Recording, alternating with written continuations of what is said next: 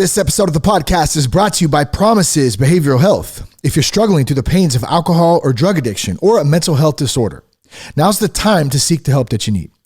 Let this be an opportunity to get back on track and get back to finding the real you. You're not alone, and Promises Behavioral Health is here and they can help. We've worked with Promises for years. We know their teams personally.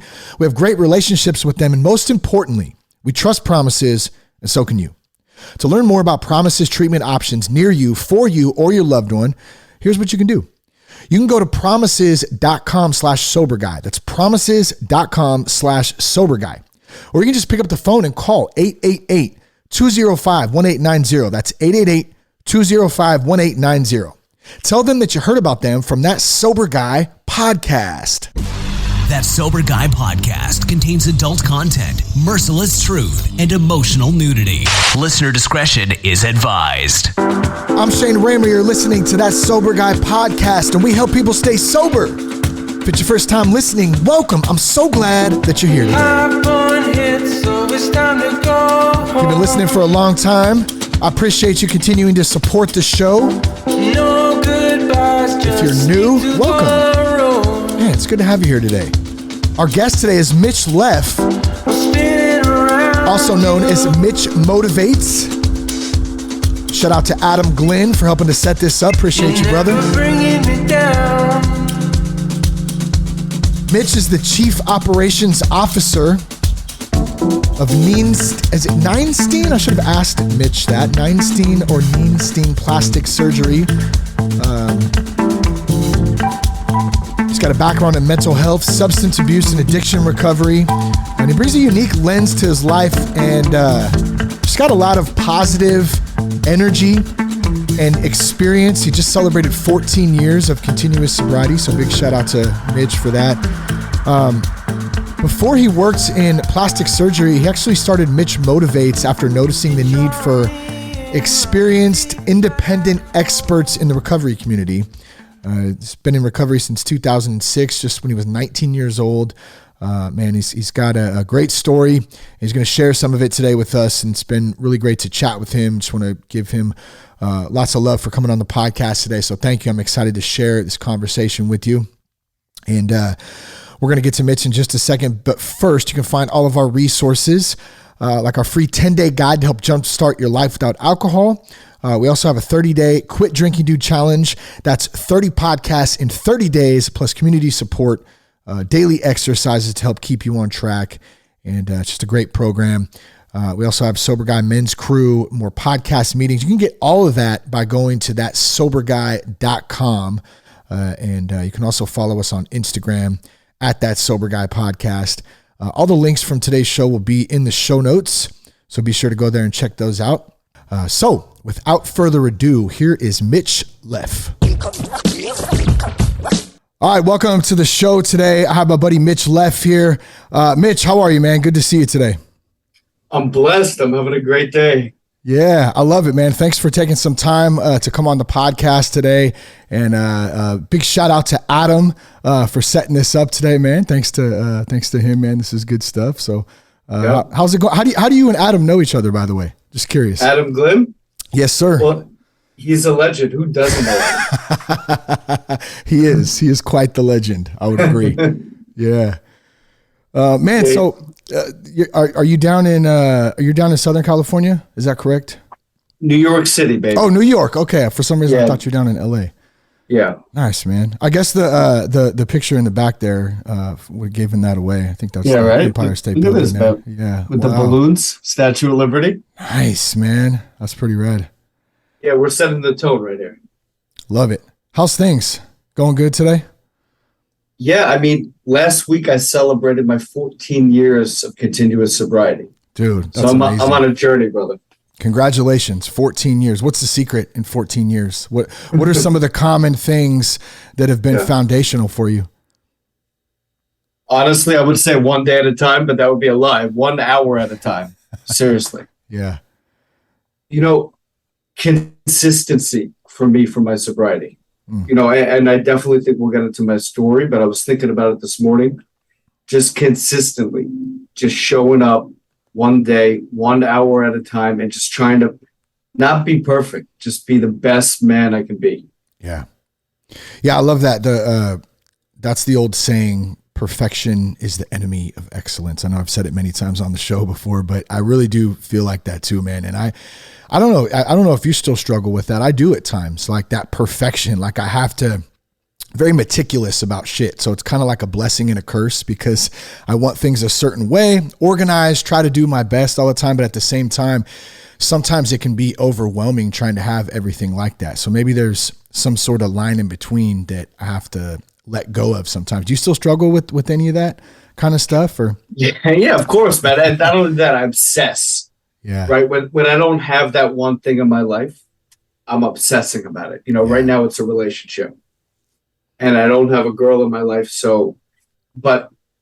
And sometimes that distracts me from realizing how amazing and blessed I really am.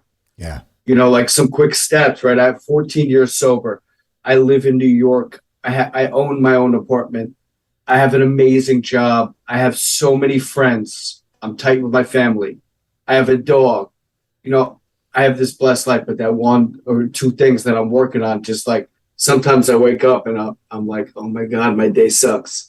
I'm a horrible person. I'm not worth, those thoughts through my head. I have to stop myself. Yeah. It's like that self-destructive, mechanism mentality. I don't know exactly what it is. I also feel too, I can't remember where this just came up recently. It's almost like so we have the addiction. I think it was on the last week's podcast. Actually, there's like an addiction. We suffer with addiction, whether it's food, drugs, alcohol, sex, money, whatever it is. Right. But there's almost like this secondary addiction to the struggle too, that came before all of that. So it's like, man, if things are good, sometimes I'm like, this can't be real. Like I need some struggle in I need to like go through, do you know what I mean? Yeah. Like it's, and it's kind of a weird thing. No, I feel you, but also I feel like I can use that to make me better. That's good. My whole sobriety, I've been using that chip on my shoulder to motivate me. To just get shit done. Can I curse on here? Or you want me to keep it clean? Go ahead, man. Free speak, freedom of speech. Yes. Yeah, to get stuff done, man. Yeah.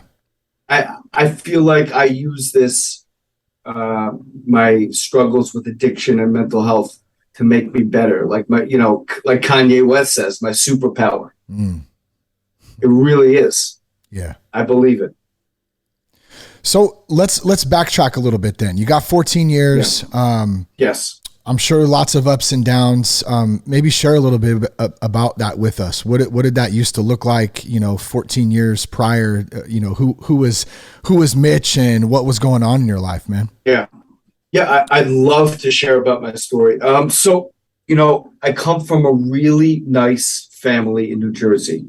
I grew up, nice parents. They don't really drink. They definitely don't do drugs. No one in my family, to my knowledge, I saw do drugs. Everyone was nice. And I just always felt different. And as soon as I had that first sip of alcohol, man, I'm telling you, with my friends, it was normal. In a basement, a beer. We each had a beer. I was like, that warm feeling in my heart, like, wow, and I chased that. And then right away, I was an abnormal drinker. Right away, I snuck in the liquor cabinets of my parents, stealing stuff. I was so stupid that I took like vodka out of the freezer and I filled it with water, filled the whole bottle. And then my dad holds the bottle. Absolutely. It's like, what's this ice cube? Who's this? And then first it was drinking, and then I just like right away it was different. I would mix any type of alcohol with Gatorade, just pour it in the Gatorade, Jack Daniels, vodka. I mean, you name it. I didn't care because I wanted to get drunk right away. Yeah. That's what made sense to me. And then, I was maybe 15, 16 at the time. So, drugs were easier to get than alcohol, because, drug dealers didn't cart, right? And so I started smoking weed the same way I drank alcohol, just like balls to the wall multiple times a day. So, and consequences didn't mean anything to me. Like I had something to, meaning like if I had something to do, I would get high. It like if I missed it, I missed it. If I didn't show up somewhere, if I didn't go to class, it was just right away 0 to 60. Yeah.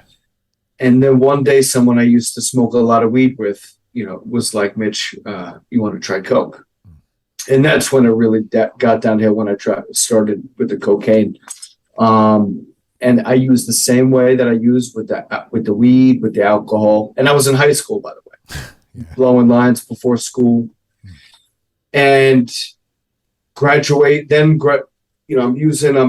I'm changing friend groups, kind of going down the wrong path. Graduation night from high school, I got arrested. That was the first real consequence with the law. I got arrested going to a party to celebrate graduation. So here I am, handcuffed to a chair in the police station, and everyone else is celebrating graduating from high school. And I remember, this guy that I went to college, and this guy who I was going with was like, Mitch, why don't you slow down when we're there? And I remember saying like, yeah. And that was kind of like my I had arrived moment. Like this guy was noticing that I was a badass and doing a lot of drugs, and then I got arrested. I remember it was July 4th, summer before college. And then I went away for college, and stuff went downhill really quickly, man. This is when I hit bottom. Again, the drug use just like didn't show up to anything. I was in a dorm in Indiana. I'm from New Jersey. I just like, all I did was like wake up and how am I going to get more?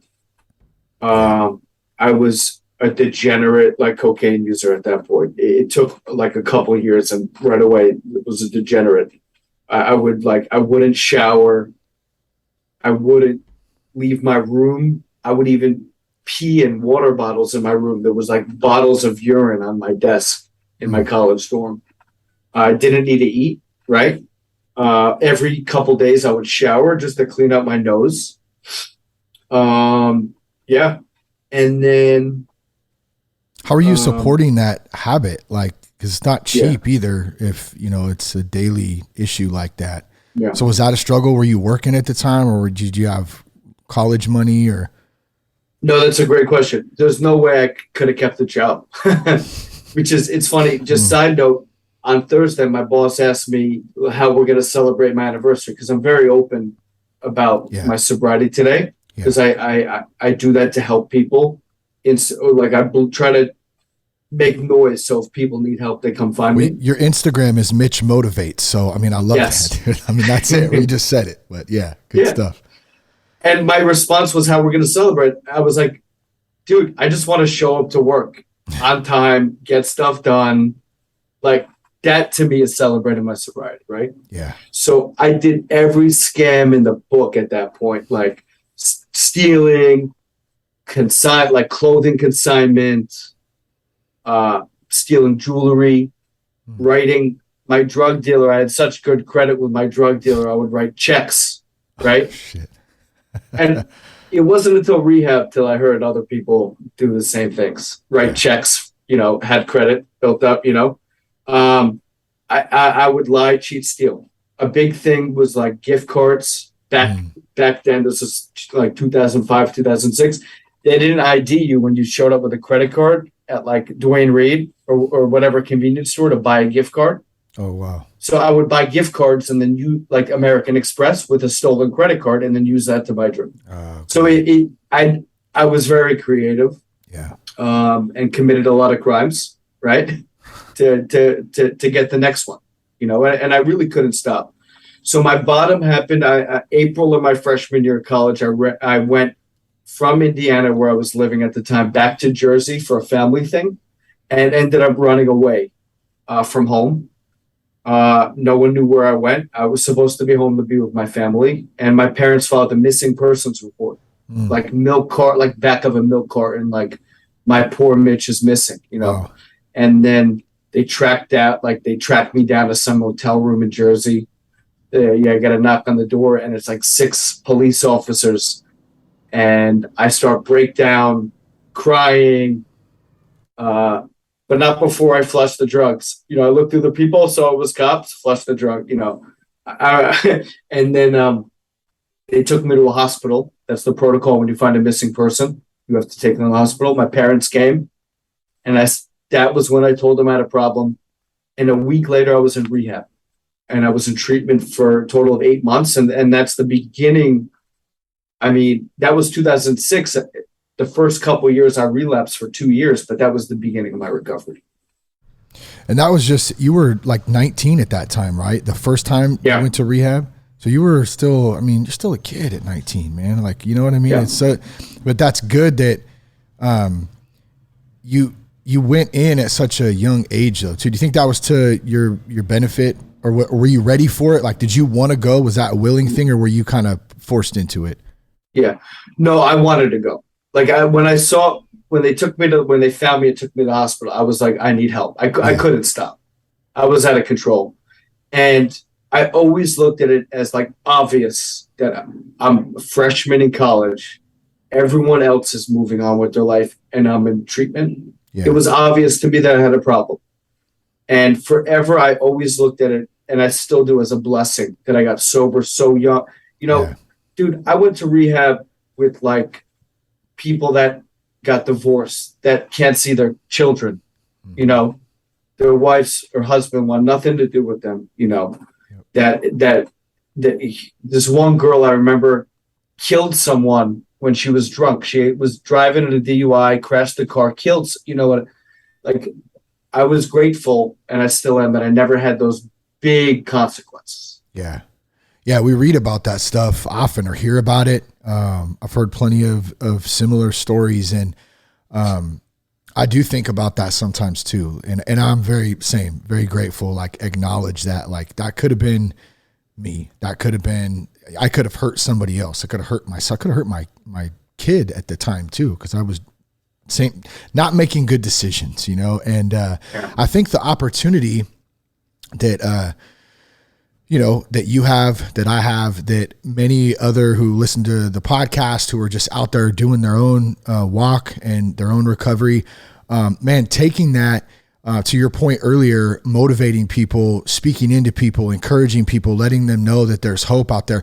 That is the gift that God gave us back, and that we got another opportunity. We got another shot at it. So I love to see dudes like you out there who are, just doing that walk, that straight walk, trying to do the best you can, being honest about it, and then giving back too.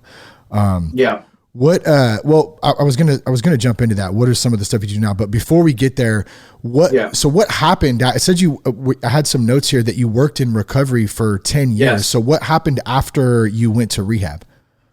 Got it. So to me, I always I talked about consistency and just like trying to make the next right move, with always thinking about my sobriety first. So here were my next couple steps. I went from rehab to a halfway house. It was this guy, Scotty, in the Poconos, that used to work at the rehab I went to. I went to the Karen Foundation. Grateful for them.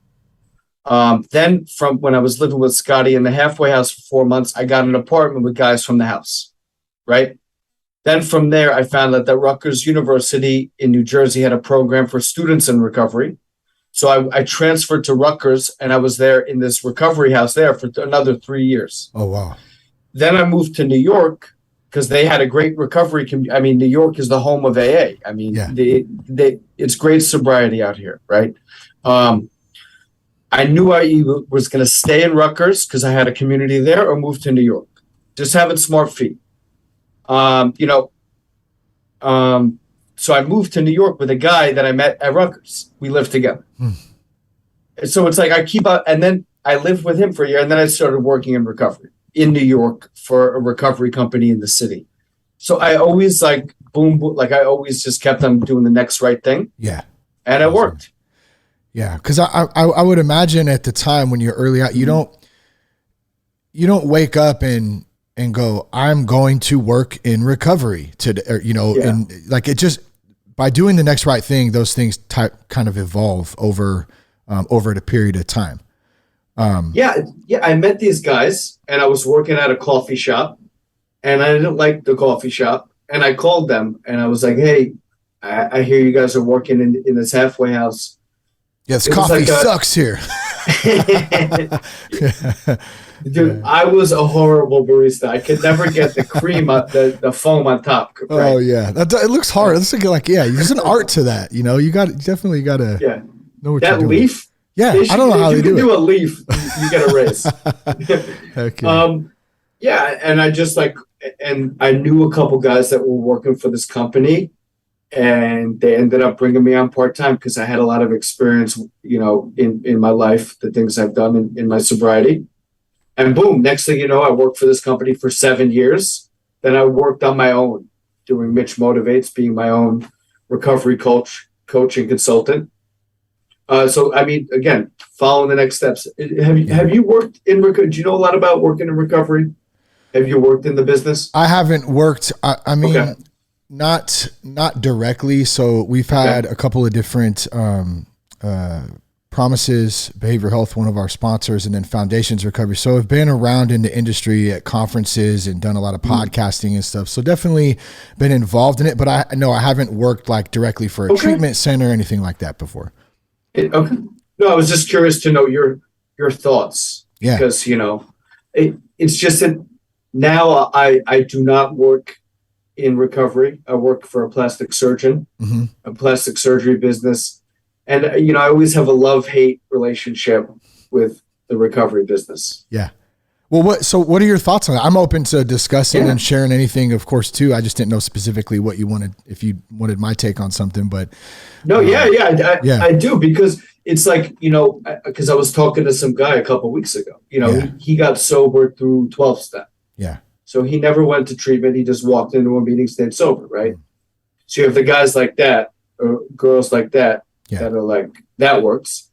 Yeah. And then you have people like me who went to treatment and worked in it and see how powerful that is, right? Yeah. And then you have people that blur the line, and they kind of ruin it for everybody. Totally. No, it's such a great point, and it's a really interesting topic, I think, too, because like, so for instance, for me, I'm coming up on 9 years, actually just coming up on the 11th of September. So just in less than 2 weeks. Congratulations. Yeah. Thanks, man. And I can't believe it some days. I go, damn, nine years. Wow. Where did that time go?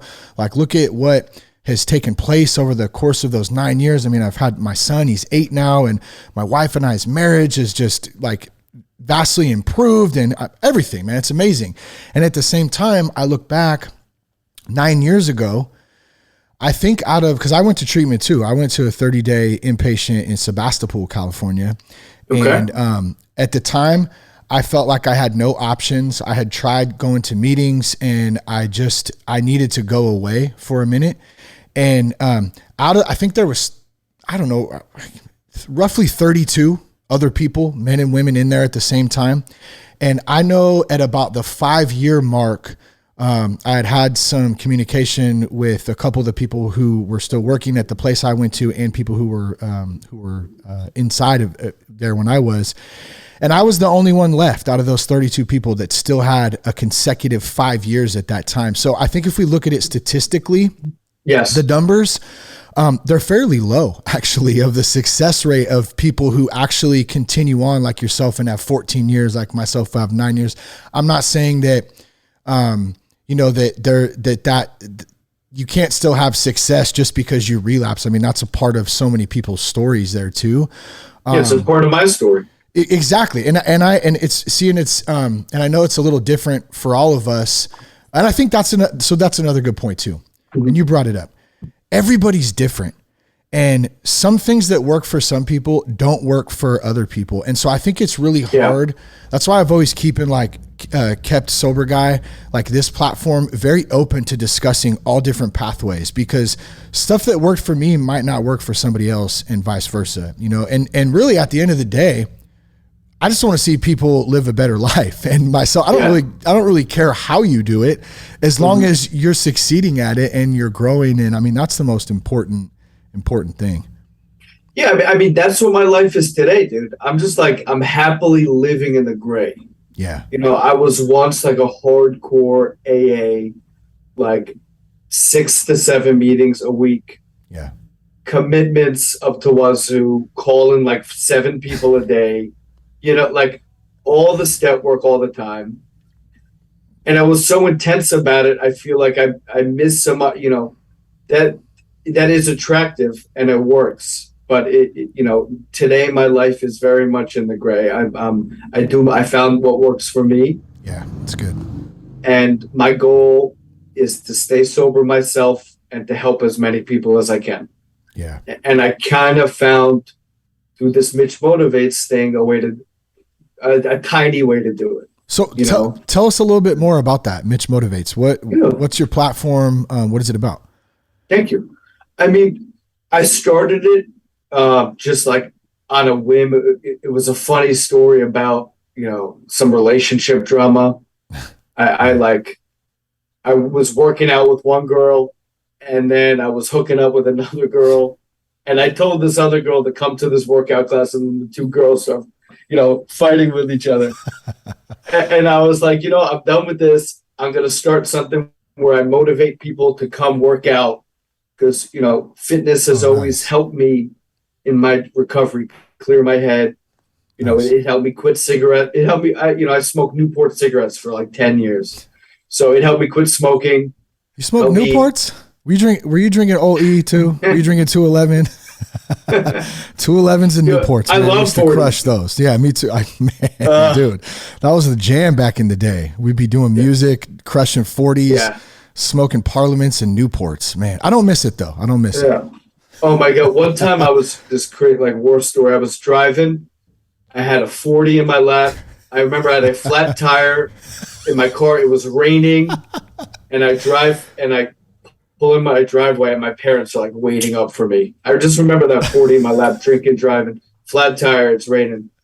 And I remember they literally strip searched me and I got like yelled at. And then I remember like just doing the same thing like the next day. Gosh, man. It's powerful. Madness. Yeah, it is. So anyway, like I started Mitch Motivates as a fitness thing. Fitness has always helped me. I think that in many ways. And then it kind of progressed into mental health and then my, being my own sober coach and addiction. And then I kind of started looping it together, which is positivity, motivational message. Like I kind of found my rhythm. And now it's like everything mixed into one. I just I like to work out a lot. I post about it. I run the New York City Marathon every year, and we raise money for this one foundation, the Release Recovery Foundation. I'll give them a plug. My boys, Zach and Justin, and they raise money for people to get scholarships to treatment. Oh, that's amazing. And we do that every year. Last year, I think our team raised like a couple $100,000 collectively. Wow. For this foundation. So I do that. And I just every day I just become obsessed with just positivity and good vibes and just throwing that out there. And that's kind of what Mitch Motivates is. It's like a mixture of fitness, mental health, recovery, and good vibes. Yeah. And I do that through my social media and more importantly, through my actions. I don't I'm not our country is very polarized today, and I never like to talk at anyone else. I only just lead with my own positivity. Yeah, that's good. I love that because if we really do our best to stick to our experience, because no one wants to be told what to do. I don't care if it's the right answer or the wrong answer. Don't tell me what to do. You know what I mean? And most people, I think there's that human nature we're kind of wired like that. And I love too that I didn't realize that fitness was a big part of Mitch Motivates too. And that's been a huge part of my recovery. And I know for a lot of dudes out there too, it's something that helps keep us grounded, and get a lot of that energy out, get some of if we are having a bad day, that's something we can go do to kind of, get a good workout in and, help release some of that stuff. Dude, amen, man. And what I tell people is even if it's a 20-minute walk, science proves that changes your brain chemistry. Yep. But then I'll tell you this, what I started to realize through fitness, and especially with the running, is that the things that I'm able to do are not only cool, like not only impressive for someone that's sober, they're like impressive for like a human being.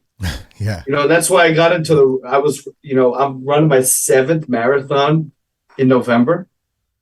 Damn. I'm like, what's a marathon? 21 miles or 22? 26. Oh, 26. Is that crazy? Damn, that's crazy. Yeah, it is, man. Yeah. 20. I wake up super early. I just start with doing something productive.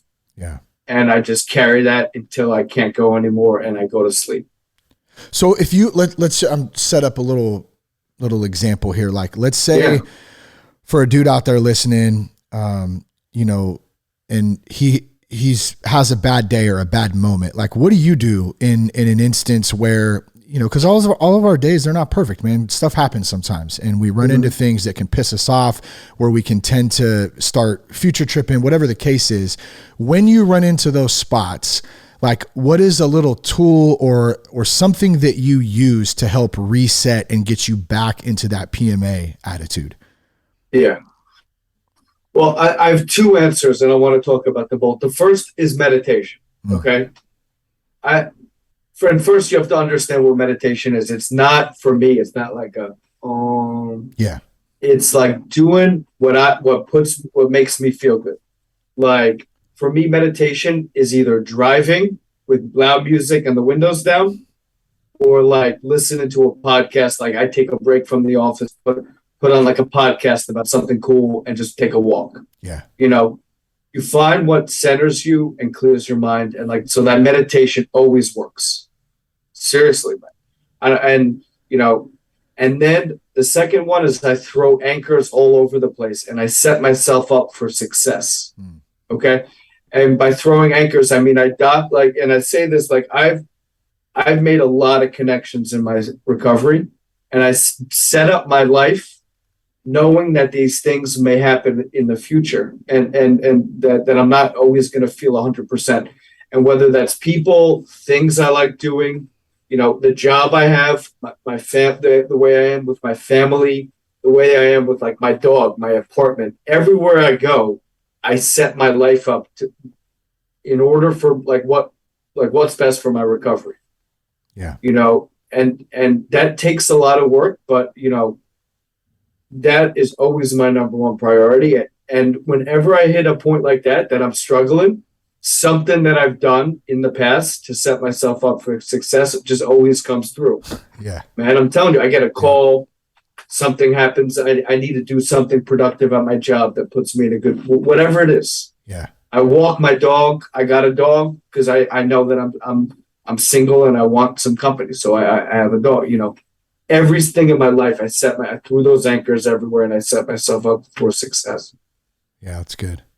Yeah. It's funny when we just do the next right thing, how God presents us with, opportunities, something that makes us feel a little better, an opportunity to help somebody.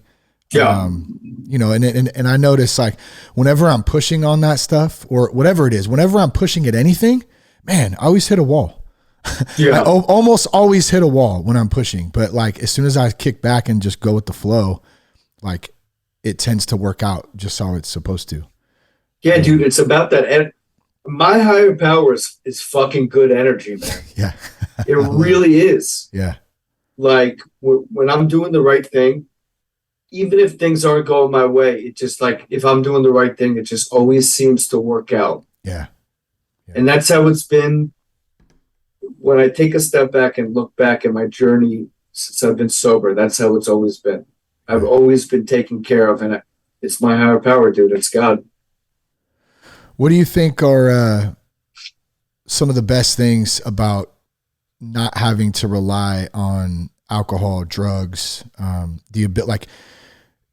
How conscious do you feel today too? Just because I'm a firm believer that alcohol, drugs, it actually subdues our consciousness. It makes us numb. It disconnects us from reality. It disconnects us from God or a relationship with something higher. And the blessing of not having to live like that anymore, man, it's huge. What are your thoughts on that? I know I asked you like 5 questions there, but sorry. No, I agree, man. And I think I agree. I'm very self-aware today. Yeah. And that's such a blessing. I'm just like, it's not like a sixth sense, but it feels like one sometimes. Yeah. Like sure. I get you, man. Like I set like, and I can read people very well because I'm very present. Like, and I know if someone's like, and I just think it's a superpower. And I'm just walking around. It's like, you know the deal if you're sober, and it's just like a superpower to be self-aware and to be present. Yeah. I feel you. Yeah. It's funny too, how we know, like, as soon as we meet somebody, you can tell, like, in the first like minute of talking, if they're sober too, you know what I mean? Yeah. Like there's a vibe there, or maybe it's a little bit of language as well, but so it's like, oh yeah, I got you. Okay. Got it. We're on the same page here. Contrary to that, I was gonna say, contrary to that, you can also tell when someone's having a rough time with things too, but it's probably a little more relevant.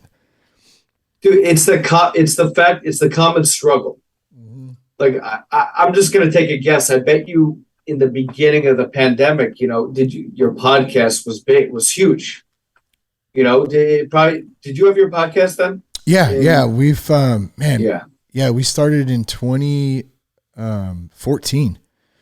Got it. Yeah. So yeah, I mean, like, it's that common struggle. So that's one thing. Looking back in the beginning of the pandemic, March 2020, I really kind of took off. Yeah.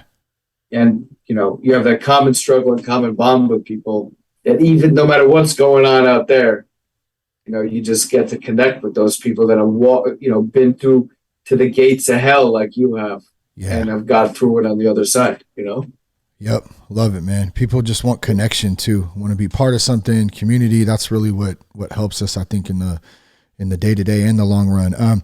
Well, dude, it's been so great to have you on the podcast. We just got a couple minutes. I want to plug your Instagram. It's at Mitch Motivates, and we'll put that in the description, show notes too, so it's easy for people to find. Man, Mitch, before we wrap up, for anyone listening out there right now who's struggling, maybe they need a little word of encouragement, a little motivation from Mitch, man, what would you say? And thank you, Shane. I'm grateful for the plug. Listen, an L is a lesson. It's not a loss. That's because I always go to the negative. An L is a lesson, and rejection is God's protection. Because trust me, if I'm down, that's the first thing I'm thinking. Like, why me? The poor me. Yeah. And I promise you, I've had so many losses, and I've been rejected so many times, even in sobriety. And when I really understand that it's just a lesson and use that as fuel to keep moving forward, like, I'm unstoppable, bro. That's unstoppable. Good. I love it, man. So we're learning as we're going, man. That's so good. Dude, thanks so much for coming on the podcast today, man. It's been great to talk to you, get to know you a little bit. And man, just take care of yourself, and let's keep in touch, man. Yeah, thanks, Shane.